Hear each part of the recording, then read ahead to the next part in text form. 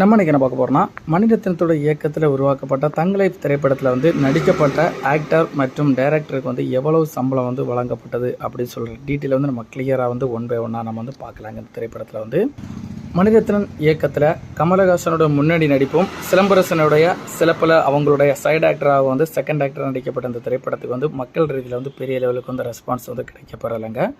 கிட்டத்தட்ட 2 மணி நேரம் 43 நிமிடம் இந்த திரைப்படத்தோட டூரேஷன் கொடுத்துருந்தாங்க. கிட்டத்தட்ட 250 முதல் 300 கோடி பட்ஜெட்டில் உருவாக்கப்பட்ட இந்த திரைப்படத்துக்கு வந்து வசூல் ரீதியாக பார்த்தீங்கன்னா கிட்டத்தட்ட 1 வீக் ஆக போகிற நிலையில் வந்து 85 கோடி ரூபாய் வரைக்கும் தாங்க வசூல் சாதனை வந்து புரிஞ்சிருக்கிறது குறிப்பிடத்தக்கதுங்க.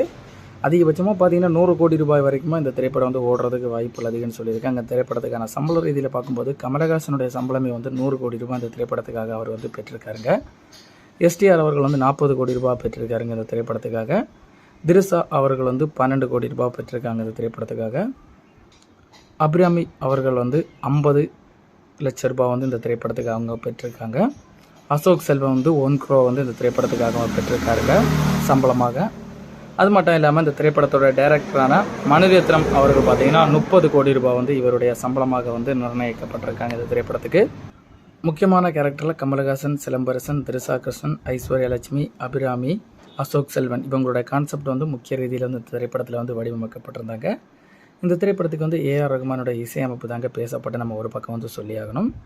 இசையமைப்பில் வந்து ஒரு சில பாட்டுகள் வந்து சின்ன சின்ன இதில் இருந்தாலுமே வந்து மெயினாக பார்த்தீங்கன்னா தீ மற்றும் கண்மையை பாடப்பட்ட பாட்டு வந்து இந்த திரைப்படத்தில் வந்து இல்லாதது வந்து ரசிகர் மத்தியில் வந்து ஒரு ஏமாற்றத்தை வந்து கொடுத்துருந்தாங்க. நிறைய பேர் வந்து அந்த சாங் எதிர்பார்த்து வந்திருந்தாங்க. அந்த பாட்டு கொடுக்கப்படாதனால வந்து திரைப்படத்துக்கு வந்து பெரிய ஒரு நெகட்டிவ் பாயிண்ட்டாக வந்து அமைஞ்சிருந்தாங்க நம்ம ஒரு பக்கம் சொல்லியாகணும். இந்த திரைப்படத்தில் வந்து மொத்தமாக பார்த்தீங்கன்னா கதைத்தளமே இல்லைன்னு தாங்க நிறைய பேர் சொல்லியிருந்தாங்க. A to Z வரைக்குமே வந்து என்ன கதையில் நடக்குதுன்னு எதுவுமே தெரியாதுங்க. ஏதோ ஒரு பேசுகிறதுக்கு வந்து ஒரு கான்செப்டை கொடுத்து நடிகர்களை வந்து பேசினா எப்படி இருக்குமோ அந்த ரீதியில் வந்து இருக்குதுங்க. பெரிய கேங்ஸ்டர் லெவலில் வந்து திரைப்படத்தை வந்து தொடக்கத்தில் வடிவமைச்சிருந்தாங்க. ஆனால் கேங்ஸ்டர் வந்து எப்போ தான் அந்த ஃபைட் சீனு எப்போ தான் கேங்ஸ்டராக இருப்பார் அப்படின்னு சொல்லிட்டு எதிர்பார்ப்புகள் வந்து லாஸ்ட் வரைக்குமே வந்து மக்கள் ரீதியில் இருந்துங்க. ஆனால் கடைசி வரைக்குமே வந்து மக்கள் ரீதியில் வந்து ஏமாற்றம் தான் இருந்தே தவிர எந்த ஒரு கேங்ஸ்டர் மூமெண்ட்டுமே அந்த திரைப்படத்துக்கு வந்து கொடுக்கப்படலந்தாங்க சொல்லியாகணும். அது மட்டும் இல்லாமல் சிலம்பரசன் எல்லா படத்துலையுமே வந்து செத்து கொண்டு தாங்க வராரு. அதே போல் தாங்க இந்த திரைப்படத்தில் வடிவமைச்சிருக்காங்க. சிலம்பரசன் பார்த்தீங்கன்னா இப்போ தாங்க சின்ன சின்ன படத்தில் மாநாடு, வெந்து தணிந்தது காடு திரைப்படத்தில் வந்து சின்னதாக வந்து அவருடைய கால் தடத்தை பதிச்சு மேலே வந்துட்டு இருக்கிற டைம் பார்த்து தற்போதைக்கு பார்த்தீங்கன்னா திரும்பவும் ஒரு ஃப்ளாப் திரைப்படம் வந்து கொடுக்கப்பட்டு மீண்டும் வந்து கீழே வந்து அவர் போயிட்டு இருந்தாங்க நம்ம ஒரு பக்கம் வந்து சொல்லியாகணும். இந்த திரைப்படம் வந்து ஒரு மிகப்பெரிய ஒரு ஃப்ளாப் திரைப்படம் தாங்க. கமலஹாசனோட நடிப்பில் முன்னதாக இந்தியன் 2 திரைப்படம் 2024ஆம் ஆண்டு வெளியாகி மிகப்பெரிய ஒரு தோல்வி திரைப்படமாக அமைஞ்சுங்க.